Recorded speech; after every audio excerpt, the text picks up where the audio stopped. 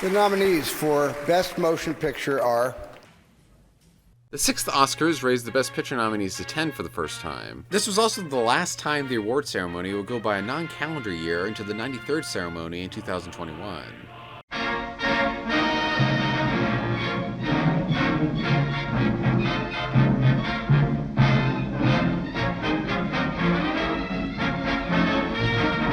1933's 42nd Street was based on a 1932 book of the same name by Bradford Ropes that was later adapted into a hit 1980 Tony-winning musical. Successful Broadway director Julian Marsh, played by Warren Baxter, is broke following the 1929 stock market crash. His doctor says the high-pressure job may kill him if he goes through it again, but Marsh needs a hit if he wants to retire comfortably. So he takes on the new show of big-time Broadway producers Jones and Barry, played by Robert McWade and Ned Sparks. I'm not going to let you down. Because I can't afford to. I've given everything I've had to that gulch down there, and it's taken all I had to offer. Oh, it paid me, sure, and money I couldn't hang on to. Fair weather friends, women, headlines. Why, even the cops and the newsboys recognize me on sight. Marsh the Magnificent, Marsh the slave driver. Actors tell you how Marsh drove them and bullied them and even tore it out of them. And maybe there's a few that'll tell you how Marsh really made them. They all got something to show for it except Marsh. Well, this is my last shot. I'll make a few more actors, but this time I'm going to sock my money away so hard that they'll have to blast to find enough to buy a newspaper. The show's star, Dorothy Brock, played by B.B. Daniels, is courting, more like using, the wealthy Abner Dillon, played by Guy Keeby, so that he'll fund the show. But Dorothy is secretly seeing an old flame, her old vaudeville partner, played by George Brent.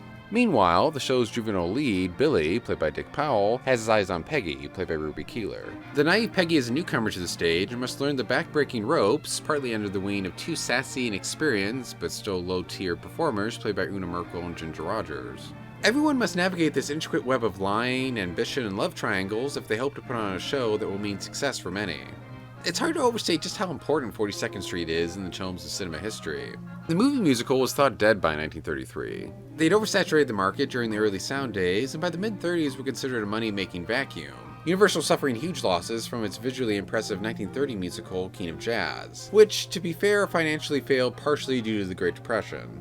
Studios were reluctant to invest so much of their money into the genre after that. But Warner Brothers, which at the time was putting its energy into gritty material like crime pictures and stories ripped from the headlines, decided to go for it, and 42nd Street not only saved Warner Brothers from bankruptcy and revived the movie musical, it made stars out of Dick Powell and Ruby Keeler, elevated the careers of Ginger Rogers and Una Merkel, and started choreographer Busby Berkeley off of what I consider his golden run with 42nd Street, Gold Diggers of 1933, and Footlight Parade, which all came out the same year and are spectacles only old Hollywood could have given us.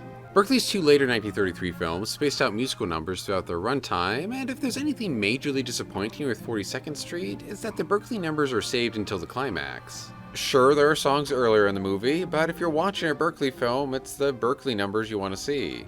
So, watching 42nd Street after something like Gold Diggers, I was disappointed. Seeing 42nd Street again for this piece, I enjoyed everything much more because I knew all the Berkeley stuff was being saved for the finale.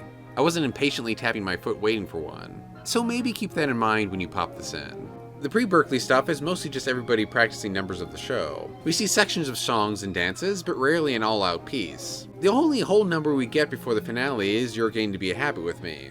It's okay. I'll admit the tune is a little catchy, but it's probably not going to be a number that sticks in your head for long. Every kiss, every hug seems to act just like a drug. You're getting to be a habit with me. Let me stay in your arms, I'm addicted to your charms. You're getting to be a habit with me. I used to think your love was something that I could take or leave alone. But now I couldn't do without my supply. I need you for my own. When we finally do get Berkeley, the songs don't disappoint. Shuffle Off to Buffalo is adorable with its singing between Ruby Keeler and Clarence Nordstrom. I'll go home and pack my panties, you go home and get your scanties, and away we'll go.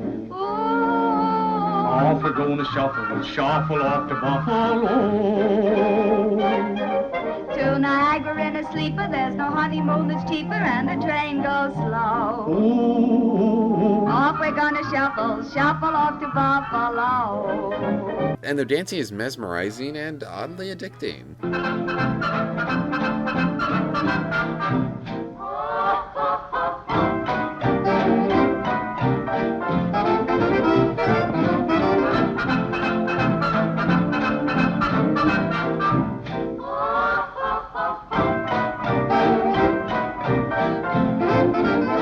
The lyrics to Young and Healthy are sold well by Dick Powell, but are just fine on their own.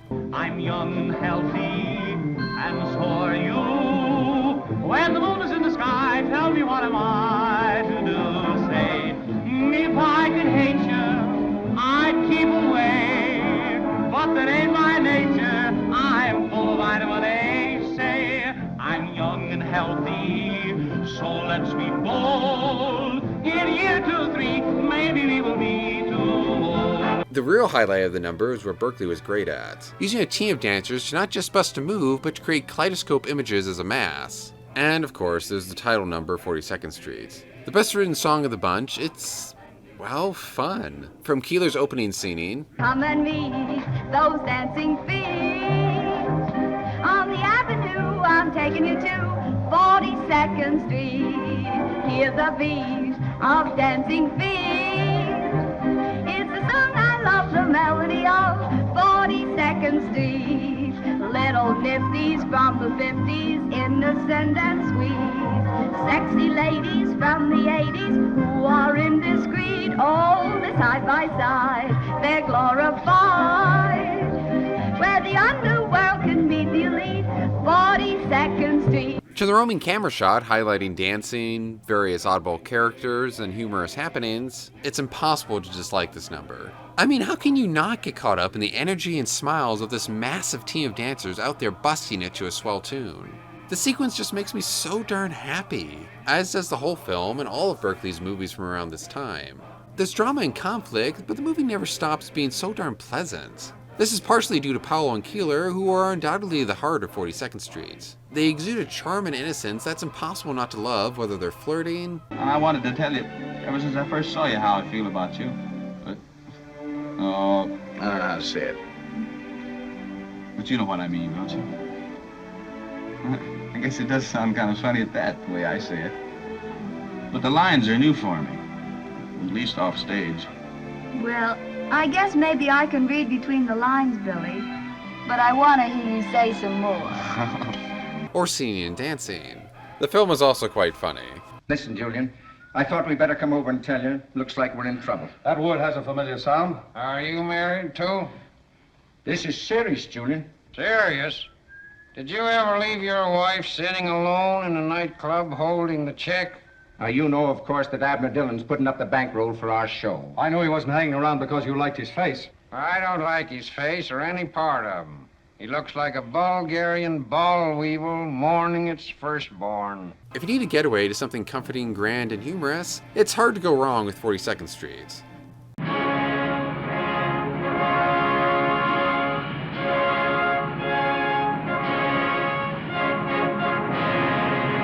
A Farewell to Arms, 1932, is based on the 1929 Ernest Hemingway novel of the same name. It was the first film adaptation of a Hemingway work. Set during World War I, A Farewell to Arms is about Lieutenant Frederick Henry, played by Gary Cooper, and Americans serving on Italian army ambulances. Frederick's friend, Major Rinaldi, played by Adolph Mazer, asks Frederick to go on a double date with him and two nurses. Frederick quickly falls for Rinaldi's date, Nurse Catherine Berkeley, played by Helen Hayes. Frederick and Catherine spend a night together and get to know each other better. You're an American, aren't you? Yes. Well, then what are you doing in the Italian army? Well, it's not really the army. It's very odd, though. Why'd you do it?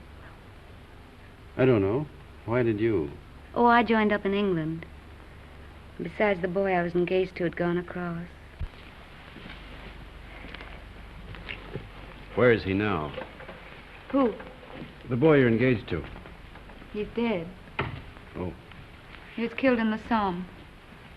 Were you engaged long? 8 years. We grew up together. Why didn't you marry? I didn't know what the war was like then. If I had it to do over again, I'd marry him. Or anything. Catherine's friend and fellow nurse, Helen Ferguson, played by Mary Phillips, doesn't approve of the courtship. Are you pretending to be in love with that man? I think I am, Fergie. I must be. Or it couldn't have happened. You're just another conquest, Jim. 1 in 100. You'll probably never see him again. The two stay together anyway and meet up here and there over many war-torn months, despite Catherine's fear that Frederick will die in battle. Reportedly, Hemingway hated this movie. Too much romance for him, apparently. I think that's harsh, but I can't say I'm crazy about this one either. Scenes are all about showing Catherine and Frederick's great love in the light of glowing, dreamy cinematography, which is admittedly quality work by director of photography Charles Lang, who won an Oscar for this. Rightly so, as A Farewell to Arms is a great-looking film at reaching a tragic and haunting look when it illustrates the horrors of World War I.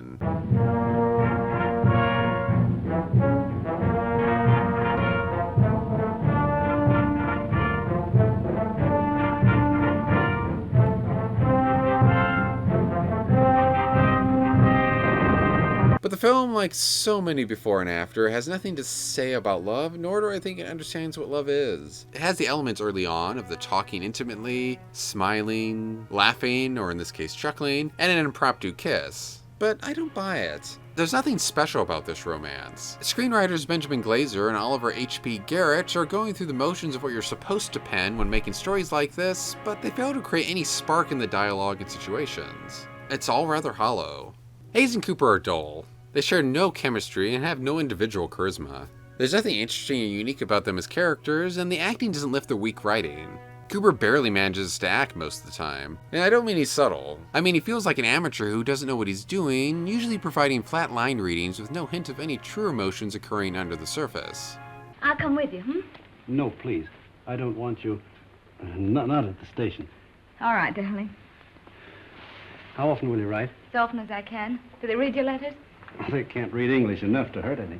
Hayes is a little better, but not by much. It doesn't matter. If it had to happen, I'd rather it were like this. I couldn't know. In a churchyard under the stars. Well, why not? Why not? There's a war on. And tonight who cares, and tomorrow who knows. She also delves into the overacting that plagued her in the previous Best Picture nominee Aerosmith, though not as frequently or as bad as that movie. I'm an awful liar, darling. It's not really a nice place at all. It's mean, cheap, and horrible. But it doesn't matter where I live, because I don't really live at all when I'm not with you. Oh, darling. What I really want to tell you is that I shall lie awake in the dark and cry because you're not here. I'm lonely and frightened, and I love you. To give credit where it's due, they both have their moments where they do produce the goods. Tell me you haven't stopped loving me. You know, I couldn't stop. I like to hear you say it, though. I'll never stop loving you. Never? Not even if I died? Never. You'd never do our things with any other girl, or say the same things, would you? Never. I want you to have other girls, though. I don't want them. That's right, darling. Those moments briefly made me like Farewell to Arms and made it slightly okay, but there are better places to get your romantic fix.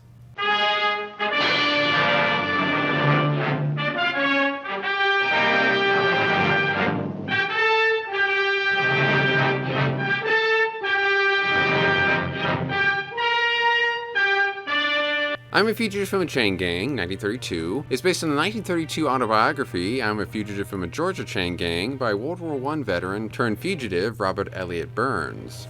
Upon returning from the war, Burns suffered PTSD, then known as shell shock. He was unable to reclaim his pre-war occupation or wages, which, mixed with his awful psychological condition, caused him to become a drifter. In 1921 or 1922, I've seen both dates, Burns was duped, he claimed, into robbing a grocery store in Atlanta, Georgia. Although they only made off with $5.80, Burns was sentenced to 6 to 10 years on a Georgia chain gang. He was forced to perform labor for the profit of the state. The work was backbreaking and the inmates lived in inhumane conditions. Non-stop labor, poor shelter, constant beatings, and scarce food. With the help of another inmate, Burns escaped the chain gang and traveled to Chicago, where he became a successful editor and publisher of a real estate publication called Gray's Chicago Magazine. He was later recaptured before breaking out again, leaving on the run, and publishing his autobiography, which initially serialized in True Detectives magazine from January to June of 1931. Warner Brothers studio head Jack Warner and head of production Daryl F. Zanuck quickly bought the rights to the book against the advisement of the studio's story department.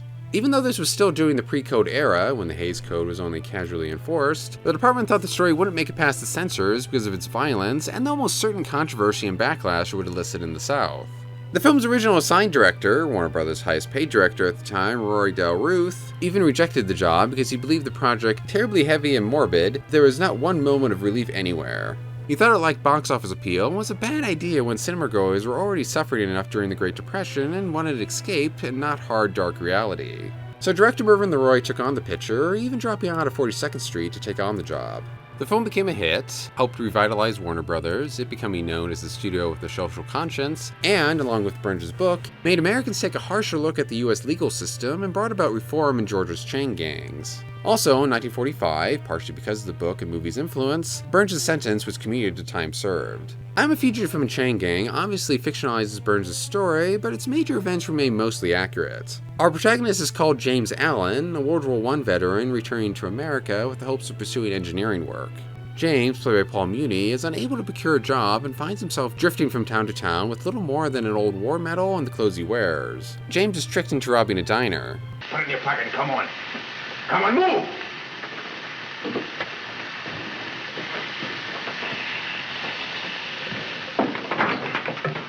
And don't start yelling for the cops. You don't have to yell, Mike.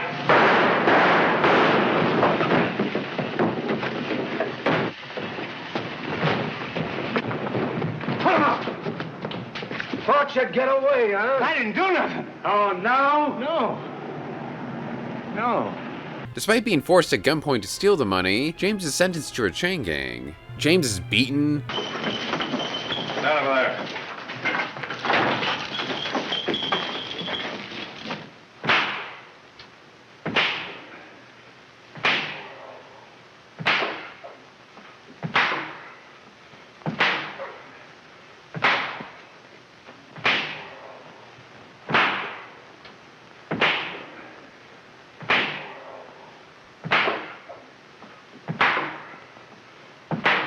overworked, and barely fed by the runners of the chain gang. He eventually breaks out and moves to Chicago under the name Alan James. Yeah, great alias there, dude. The law would never find you now. In the Windy City, he lands a job and over a few years is promoted to a high-ranking engineering position. But his new role as a respectable citizen may be in jeopardy as law enforcement will stop at nothing to recapture him and throw him back into the chain gang. Warner Brothers' Leroy, Muni, and screenwriters Howard J. Green, Brown Holmes, and Sheridan Gibney pull no punches with this one. I highly doubt this film would have been allowed to get made when the code was strictly enforced post-1934. It sympathizes with the convict and indicts the American legal and prison system. It also criticizes America's poor treatment of returning veterans with a slap across the face that still felt as fresh today as I'm sure it did then. What can I do for you? How much can you give me for this Belgian crowd again? Come here, mister. Look.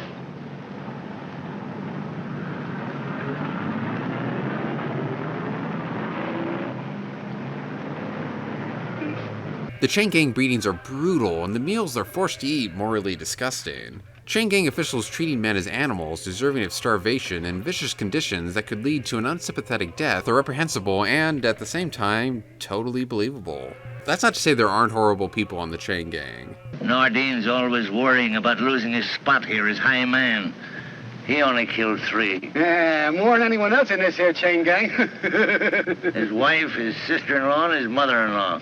Killed him in one night with an axe so as not to disturb the neighbors.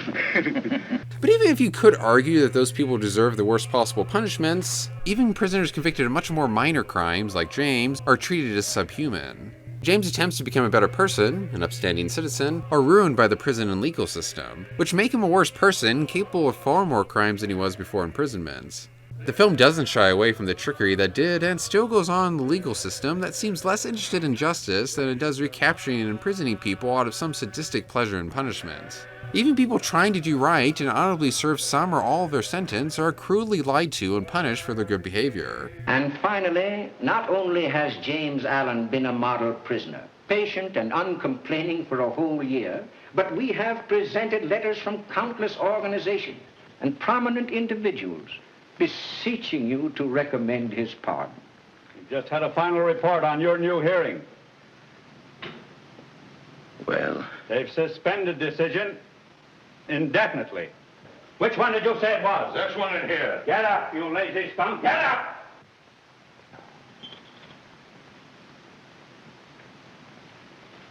Muni's often stark and guttural performance brings out the ruined humanity of the people serving under such a terrible and unfair system.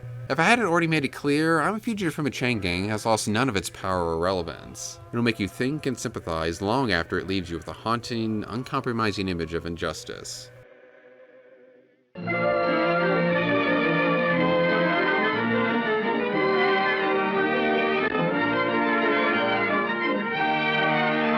"1933's Lady for a Day is inspired by Damon Runyon's 1929 short story Madame Le Guimp.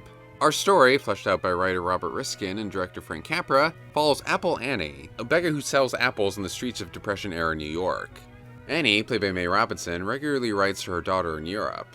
Using stolen stationery from a high-class hotel, Annie lies to her daughter, telling her of fake upper society parties that she's hosted and lords she's met. Annie's fabrications catch up to her when her daughter, Louise, played by Jean Parker, comes to visit with her fiancé, Carlos, played by Barry Norton, and his well-to-do father, Count Romero, played by Walter Connolly. The Count wants to meet Louise's family before he gives his blessing and allows the two to marry. A team of gangsters and dames, led by gambling gangster Dave the Dude, played by Warren William, and reluctantly assisted by his right-hand man, Happy McGuire, played by Ned Sparks, come to Annie's aid as she is Dave's good luck charm and she's loved by the poor and downtrodden. Now get this. I got the Babcock deal all set. Get me? It's set. Now that's our bread and butter. What's this? You're not doing yourself any good here. Yeah, I know. You think I'm screwy. But I got an idea. For years, Annie's been lucky to me, ain't she? What? Well, what kind of luck would I have if I passed her up at a time like this? They dress her up, borrow a hotel apartment from a friend of the Dude's, find her a fake second husband in smooth-talking hustler Henry D. Blake, better known as the Judge and played by Guy Keeby. All you gotta do is be a husband. A rich and aristocratic husband. The rich and aristocratic suits me admirably. Ever try being a husband? I'm notorious for it. How'd you make out? Pitifully, pitifully.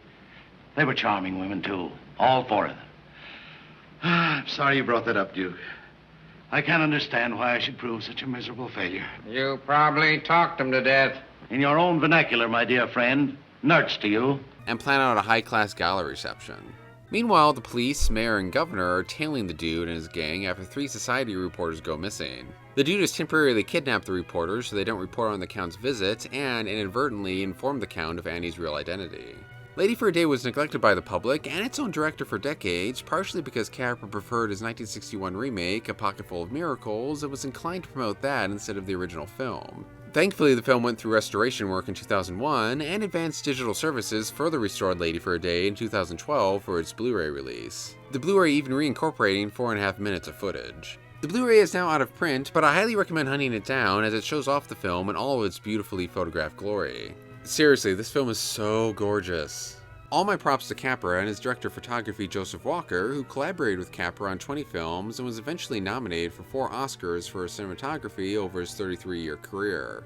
Through simple photography and camera work, the two present Depression-era America through a soft, glowing lens of optimism, hope, generosity, and kindness. You can't look at some of these compositions and tell me they aren't some of the best you're likely to see in film. And what a great team of character actors that populate this beautiful movie. My favorites are Williams, Sparks, and Keeby. Capra brings out the different angles to the character parts they played over and over in countless films. Keeby particularly is funny like he always is, but he's also warm and intelligent and far less of a fool than he is in something like 42nd Street or Gold Diggers of 1933. Never in all my questionable career have I gazed upon such divine loveliness. Oh, stop it, Judge. Honestly, how do I look? Exquisite. What time are they coming? 8 o'clock, my love. Do you think they can do it? Do it. They'll do it or else. Oh. Dude has been rehearsing them night and day until they're ready to drop. Oh, I'm so nervous. Oh, there, my little dewdrop. Don't you worry. If anything happens, I'll be there to cover up. Oh. You just leave it to the old judge. Oh. All the acting in this is solid. Jokes are delivered in the best possible way. Remember your general orders? Yes, sir. If I'm asked any questions, I know nothing. As a matter of fact, sir, I'm completely dumb. Fine. You think you can do it? That should be a cinch. I beg your pardon, sir? I said that should be a lead pipe cinch. If I had choice of weapons with you, sir, I'd choose grammar. And the dramatic performances are sometimes world-class. Mae Robson, a veteran stage actress, is amazing. She's so natural and real in every scene. Your heart melts for this sad, poor, desperate woman as she experiences a breakdown. Say, dude, she thinks I'm in high society. Wait till she gets a look at me. It's going to be funny when she finds out her mother is Apple Annie. Why don't you laugh, huh? Why don't you laugh? It's funny, I tell you. Apple Annie from Schubert Alley. Apple Annie from Schubert Alley. Robson, and to a lesser extent her daughter and fiancé, are the film's heart. They're the element that carries us through the movie and prevent it from being just silly Capra optimism and fantasy.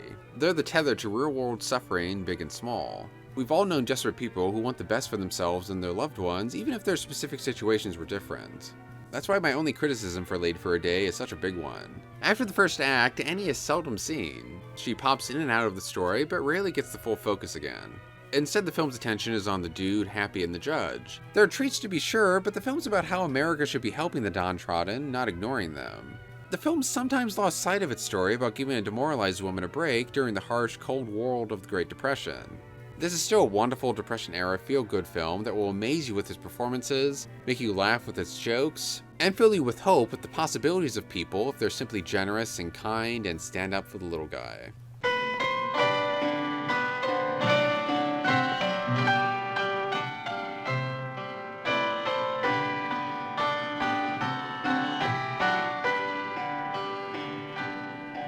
Little Women, 1933, is based on Louisa May Alcott's two-volume novel of the same name that was published in 1868 and 1869. It was the third adaptation of Alcott's novel, the previous two premiering in 1917 and 1918, this being the first sound version.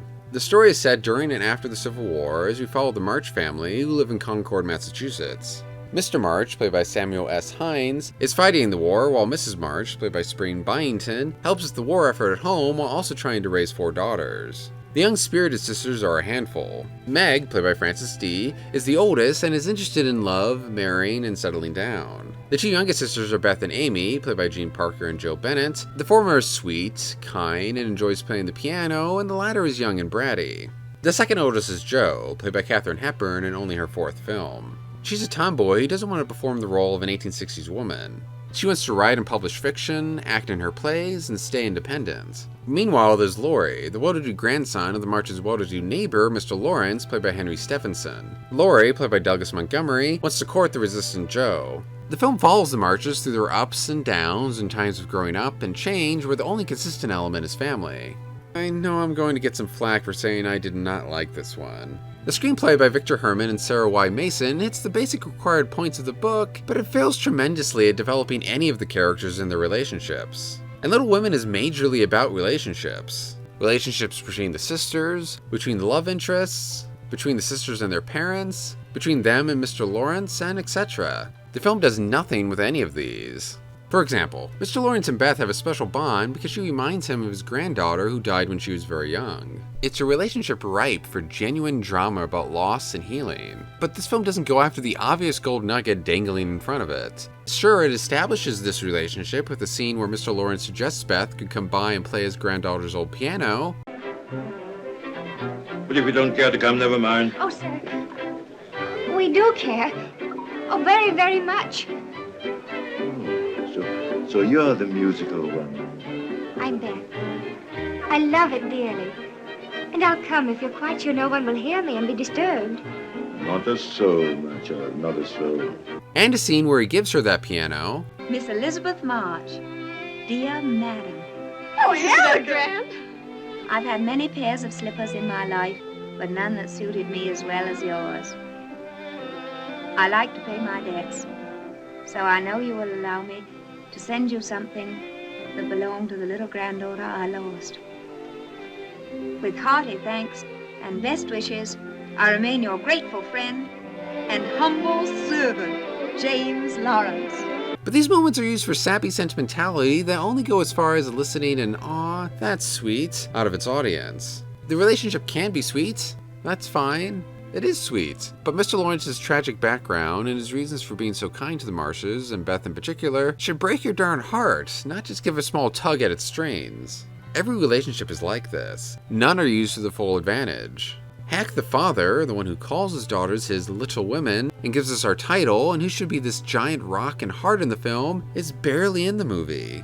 I actually forgot about him at one point. He barely does anything. His fighting in the Civil War is used for cheap melodrama, and then he returns home from the war and buggers off for the rest of the film. I had no sense of the sisters' individual relationships with each other, or how Joe interacts with Meg differently than Beth or Amy, or how Amy may treat Beth differently than Meg, or whatever. They all deal with each other in pretty much the same way. They're perfectly nice to each other with only the occasional spat or tantrum. I never felt like they were sisters anyway. There was never a feeling of a deep history between them. It felt very much like actresses playing parts with other actresses who they just met when they started the movie. It's proper to use good words and improve your vocabulary. Aren't we elegant? Well, you'll never be thought so with your slang and manners. I hope not. I don't want to be elegant. Well, you needn't whistle like a boy. That's why I do it. Oh, I detest rude, unladylike girls. And I hate affected niminy-piminy chits. Birds in their little nests. Agreed.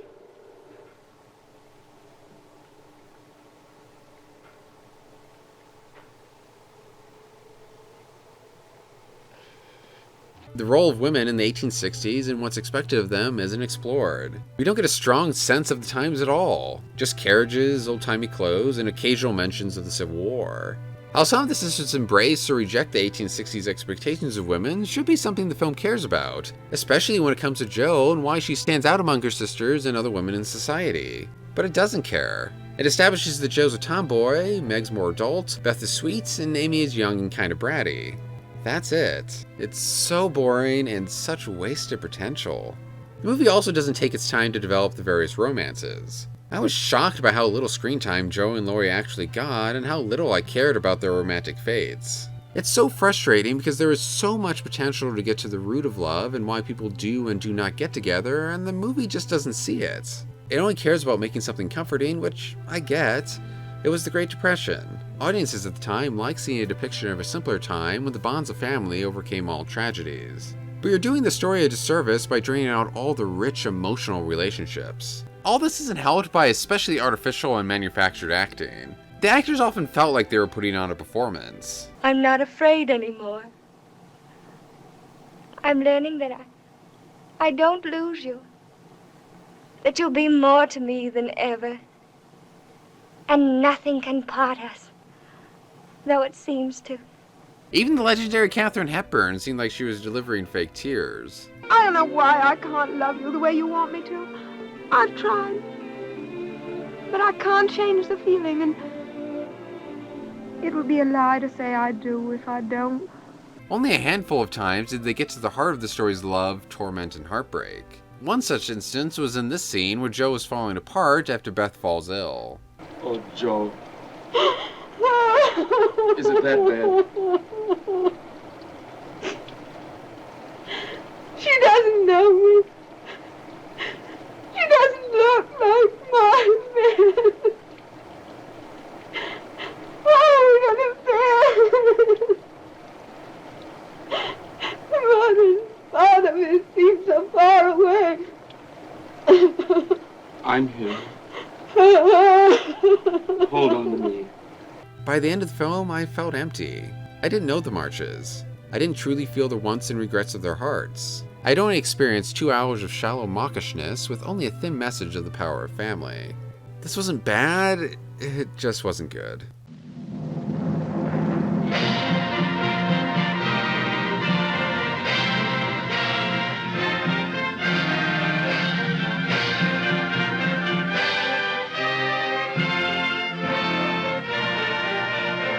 "1933's The Private Life of Henry VIII focuses on the marriages and love life of King Henry VIII of England, who reigned from 1509 to his death in 1547. Henry VIII, the big hairy king, he said to the Pope, the head of the Catholic Church, "Mr. Pope, I'm going to marry my first wife, and then I'm going to divorce her." Now I know what you're going to say, but stick with me, my story gets better. This marriage is completely absent from the film, as the filmmakers didn't find Henry's first wife, Catherine of Aragon, interesting. So we begin with his second wife, Anne Boleyn. I'm gonna marry my second wife, and then I'm gonna kill her, cut her head off. Not expecting that, are you? The filmmakers don't seem to care about her much either, because Boleyn's part of our happy little tale begins on the day of that execution. Henry quickly marries his third wife, Jane Seymour, and the rest of the film follows the ups and downs in Henry's love life as he tries to find a woman he can love while also finding ways to get rid of his current wife when they don't work out. Third wife, gonna shoot her. Fourth wife, put her in a bag. Fifth wife, into outer space. Sixth wife, on a rotisserie. Seventh wife, made out of jam. Eighth wife...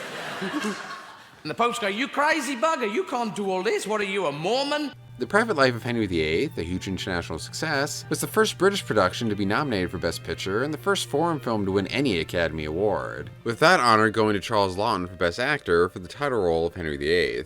The movie made Laughton a box office star, and its Hungarian-British director Alexander Korda, and I'm sorry if I'm mispronouncing that, was able to land a 16-picture deal with United Artists. There's a lot of condensing going on here. I already mentioned the lack of screen time for Catherine of Aragon and Anne Boleyn. Meanwhile, Henry's third wife, Jane Seymour, only features long enough to introduce Henry's first and only male heir, Edward VI.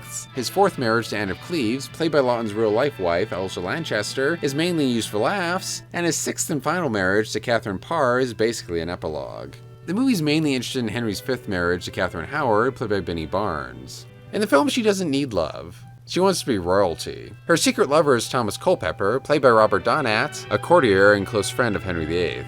Someday, who knows what life may bring? A crown, perhaps. Do you mean that? Stranger things have happened.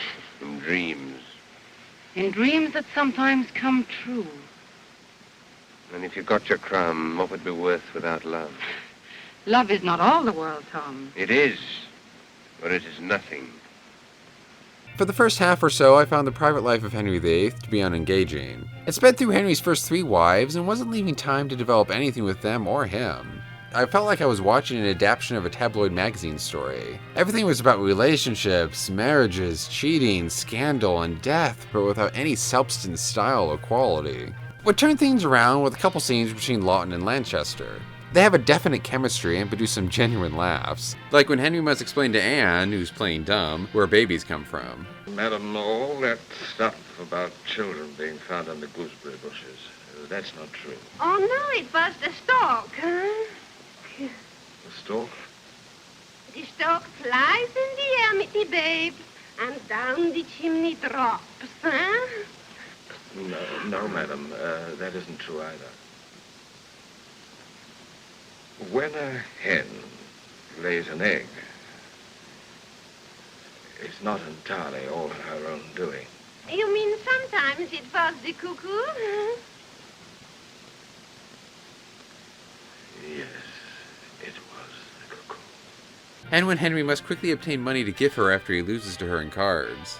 How much was it? 95 crowns. You, run to the treasury and get some money.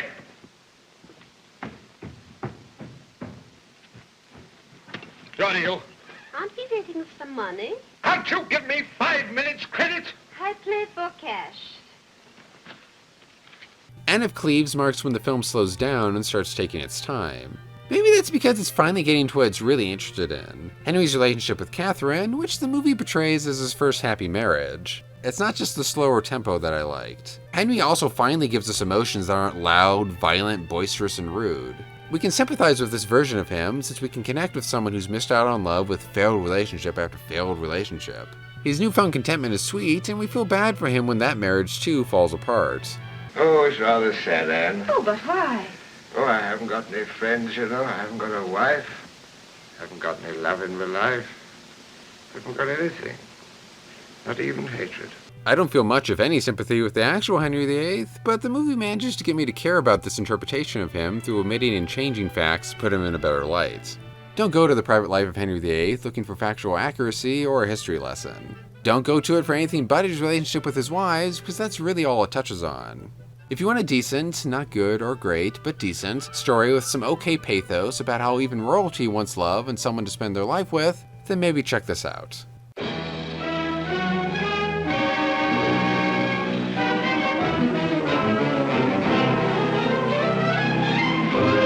She Done 'Em Wrong is based on the 1928 play Diamond Lil, which starred its writer Mae West in the lead. It was Mae West's second film, but her first in a leading role, having had a supporting part in 1932's Night After Night, starring George Raft. Audiences instantly took to her, and theater owners wanted her to star in her own film vehicle. A fiery woman who supported feminist and homosexual causes, West had already made a name for herself on stage with her racy and censor-pushing shows. One, 1926's Sex, which she wrote, produced, directed, and starred in, actually got her prosecuted and jailed in 1927, West serving 10 days. Diamond Lil was her first big Broadway hit, her other shows having either suffered poor ticket sales or been forced to close due to censorship issues. Despite the controversy around West's famous show, Paramount was finally able to get it past the film censors and put it on screen in 1933 after changing the title, omitting certain lines and passages, and changing other elements here and there. Replacing some of the more direct language with double entendres, a West staple. I am delighted. I have heard so much about you. Yeah, but you can't prove it. You never heard of me cheating anyone, did you? No. Not about money. You know, it was a toss-up whether I go in for diamonds or sing in the choir. The choir lost. Haven't you ever met a man that could make you happy? Sure. Lots of times. I always did like a man in a uniform. And that one fits you grand. I should come up sometime, see me. I'm home every evening. West later said the film was funnier than her hit play. Our story takes place in 1890s New York as it follows Lady Lou, played by Mae West. Lou's a popular saloon singer with a heart underlining her constant sarcasm. Her boss Gus, played by Noah Beery Sr., has gifted Lou many jewels and doesn't want any other man to have her. Gus is up to more than she realizes as she is unaware of his prostitution trafficking and counterfeiting. Gus's partners in crime include Russian Rita, played by Raffaella Attiano, and I apologize if I'm mispronouncing that, and her handsome boyfriend Sergei, played by Gilbert Rowland. Sergei is taken with Lou, but so are a lot of other guys, and Lou makes no secret of that. One of those men is the dangerous and imprisoned chick, played by Owen Moore, who is violently possessive of Lou. I can't let you go, Lou. I hate to leave you. Don't worry. I'll be true to you. Now, I trust you. I trust you because I love you. You're mine. I'm telling you again, if you ever double-crossed me, if you ever let another man come between us, I'll kill you. Another is the clean Captain Cummings, played by young Cary Grant in an early film role. Cummings is the director of a local mission and is out to straighten out Gus's saloon and Lou in particular. But he starts seeing Lou in a romantic light. Well, good night.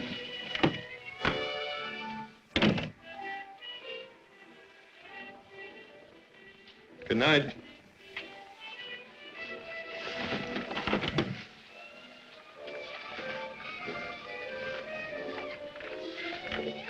Come up again. Anytime. Thanks, I will.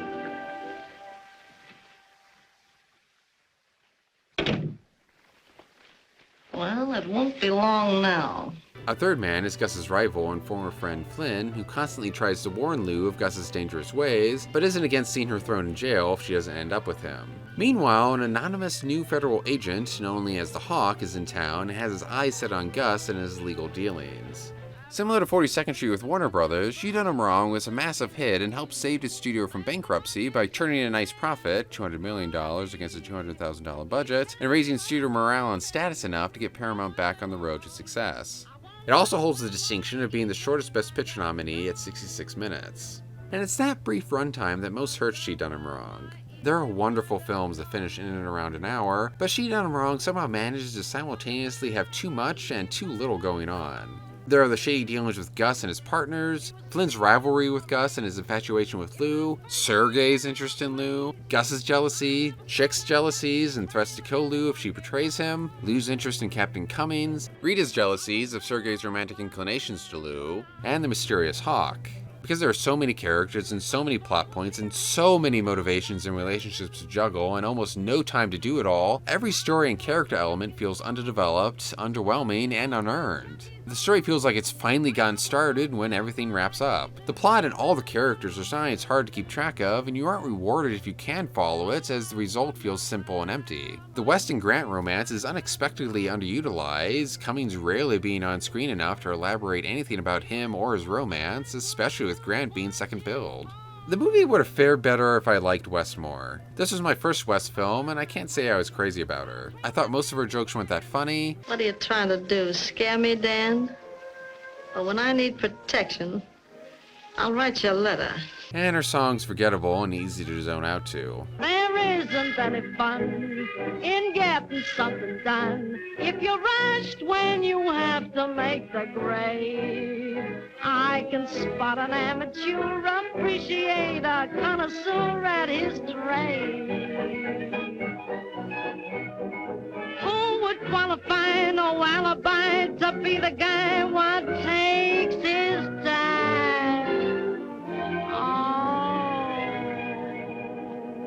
I know, this is all sacrilege, but she simply didn't do it for me. I certainly found some lines to laugh at and other things to like. The sarcastic person with a heart of gold was cliche but enduring, and West surprised me with how well she handled her dramatic moments. So I think I could like her more if I dive further into her filmography, but with her and the film as a whole, I saw more potential in She Done Him Wrong than success.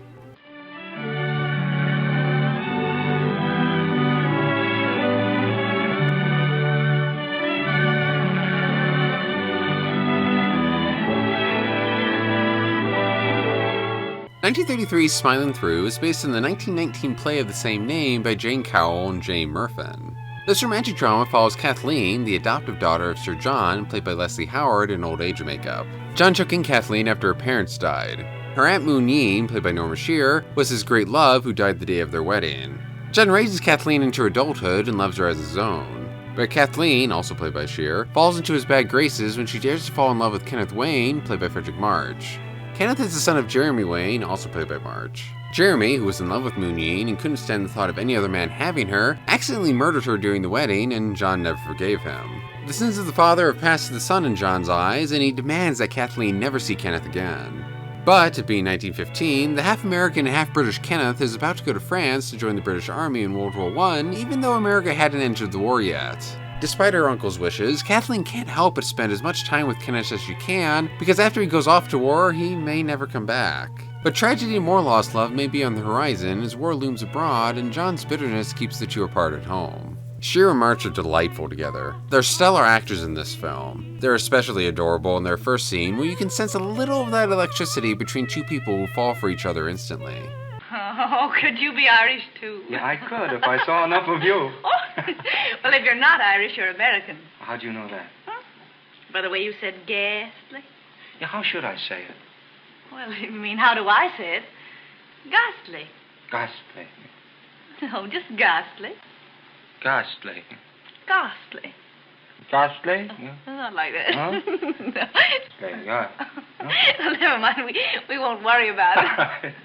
I would have liked their performances even more if they could have infused them with even more of that painful longing they clearly have that makes it unbearable for them to think about being without the other. They still do a nice job, but when we get scenes where the two face the prospect of being torn apart, there should be a feeling that the two are internally screaming at the very idea. We get a taste of that, but not quite enough.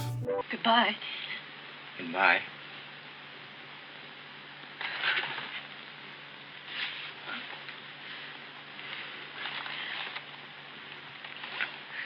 We don't seem to be. No, we don't, do we? If we are in love. Well, we can't be that, can we? We mustn't see each other, though. Or must we? Well, that wouldn't be right. Except that as long as I'm going to France... But wouldn't it be easier if we didn't... I don't know that it would. We can't just... We aren't children, are we? No, that's right. We've got to use our heads, but... Shear and March certainly convince us their characters are in love. But after 2 or 3 doe-eyed scenes of them talking romantically to the other, we need to see more of the complicated dynamics that make up a relationship. There are disagreements, even if they're minor, and there are discussions beyond just romance. Discussions of life, of the past, and of the future. It's disappointing that 2 screenwriters, and possibly the playwrights too, don't deliver that for us here, but this is still a very pleasant romance. John lost his great love the day before they would spend the rest of their lives happily together. She was taken from him. Taken by a jealous, possessive man who thought nothing of the happiness of the woman he claimed to love. A man who thought nothing of her pain, only of his own. He didn't think that if you truly love someone, you sometimes must sacrifice to make them happy. And sometimes that sacrifice is your own true, never-ending happiness. John's carried his loss and pain for 50 years. So long he's become bitter. He's become possessive of his adoptive daughter. He can't bear the thought of the son of the man he hates the most taking another loved one away from him, even if it's through marriage and not murder. So, without knowing it, he's willing to do what a man did once to him. Deny someone he claims to love ultimate contentment. John's journey is in finally letting go of his hate and learning to heal and truly deeply love again. Smilin Through sometimes let me down with its screenplay, but still an enjoyable romance, just sadly not a great one.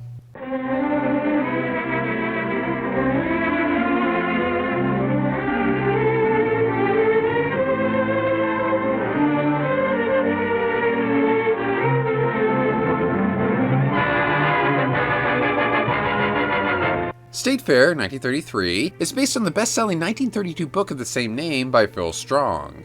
It was later adapted into 2 Roger and Hammerstein movie musicals in 1945 and 1962, a failed TV pilot in 1976, and it was brought to the stage with Rodgers and Hammerstein songs in 1969 and later in a revised form in 1992.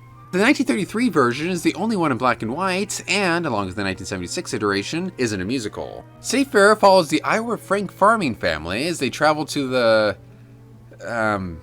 State Fair. The mother, Melissa, played by Louise Dresser, is keen for her pickles and mincemeat to win a cooking competition, and the head of the family, Abel, played by Royal Rogers, is determined that his pride and joy, his hog Blue Boy, beats out the other hogs in its own competition. Hey, that's the best Hampshire boar that ever breathed right now. The judge is going to say so. You don't really expect to win, do you, with that? That animated log cabin? Say, listen, you can say what you please about me, but don't you say anything about that hog, because I got faith in that hog. Of course, you might win first prize, but if you do, something bad would happen to you. Well, I'll bet you $5 that Blue Boy wins the first prize. I'll bet you nothing bad happens at the fair. We all have a good time and get back safe. I'll take that bet, and I'll add it to my pool fund. Meanwhile, the couple's 2 kids, Wayne, played by Norman Foster, and Margie, played by Janet Gaynor, fall in love with 2 other fairgoers. Wayne's heart is caught by a trapeze artist, Emily, played by Sally Eilers, and I'm sorry if I'm mispronouncing that, and Margie's having a great time with a young reporter, Pat, played by Lou Ayres. Up here it doesn't seem like the same world. It isn't. We're going around in circles, just as they are on Earth. Only.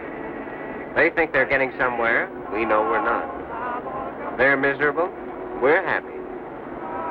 But we must get back to Earth. But the 2 pair of lovebirds may be destined for heartache as the fair goes by fast, and their time with their new romantic interests is quickly disappearing. State Fair is so tame, I'm having a hard time thinking of anything to say about it. I guess the word I would use to describe it would be wholesome? Except for a scene implying Wayne and Emily have premarital sex, this is one of the least offensive things I've ever seen, and keep in mind, I've spent the past 3 or so years watching shows for toddlers with my little one. The stakes in this movie are almost non-existent. That's not necessarily bad, I've seen films that make that work well. But here... I was never invested in much, because the film doesn't do much in the way of milking any moments for drama, because it's too focused on being pleasant and family-friendly. Even small conflicts, like will Ma's pickles and mincemeat win, or will Blue Boy do well in his competition, are over and done with so quick and with so little drama or much struggle, you can't even think about reaching the edge of your seat. Even the romancers are just sort of there. There is some chemistry between Gaynor and Ayres, but not enough to get me excited. And neither romance is dramatic enough to pull at the heartstrings. It's all very by the book and unimpressive. Are you happy, Margie? Yes. Are you? Tonight I am.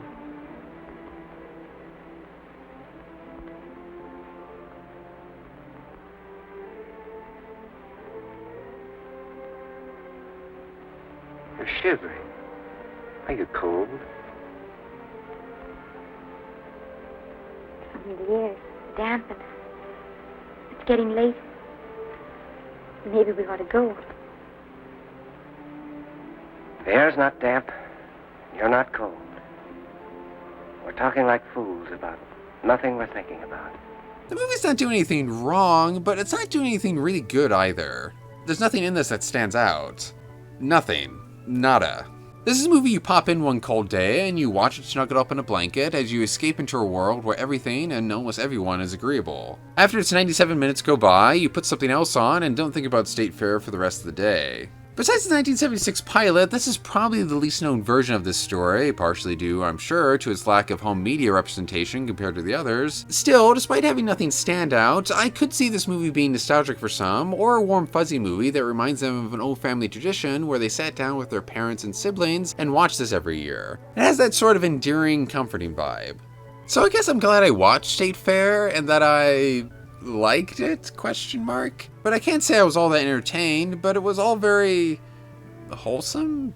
This year reached a new level. The earlier ceremonies nominated some good films for the top prize, but this was the first year, for me anyway, where great movies and some really darn good ones were nominated but didn't take home the prize. Most previous nominees are only known to film buffs, and even then, many movie nerds wouldn't have seen a number of them. This year? Well, while they may not all be household names, most of the nominees are known for one reason or another. This is the turning point in the awards, when the Academy, whether its members were aware of it or not, would often single out films that would more likely stand the test of time and stick around in our own consciousness. But what's my favorite out of these mostly distinguished nominees? Well, I went into this thinking it would be I'm a Fugitive from a Chain Gang for its real-world influence and its powerful, holds-nothing-back message about injustice and inhumane treatment. I really want to pick that one, but if I'm being honest, I have to go with 42nd Street for its rollicking good fun, impressive set pieces, laughs, warmth, and perfect escapism. It's pure entertainment, and I love it. One Out this year topped all its fellow nominees in scale with an epic tale of a British household's struggle with the uncertainties of the early 20th century and the cavalcade of change and tragedy they meet at every corner. 20th century blues are getting me down. Escape those dreary 20th century blues. Why, if there's a God in the sky, why doesn't he grin high above this dreary 20th century din? Hello everyone, hope you enjoyed all that. If you did, make sure to like and comment, as both, especially the latter, help with YouTube advertising the video more. If you want more Oscar goodness from me, on the left is my look at the 1931/1932 Best Picture nominees, and on the right is my review of the 1932/1933 Best Picture winner, Cavalcade. Catch you next time.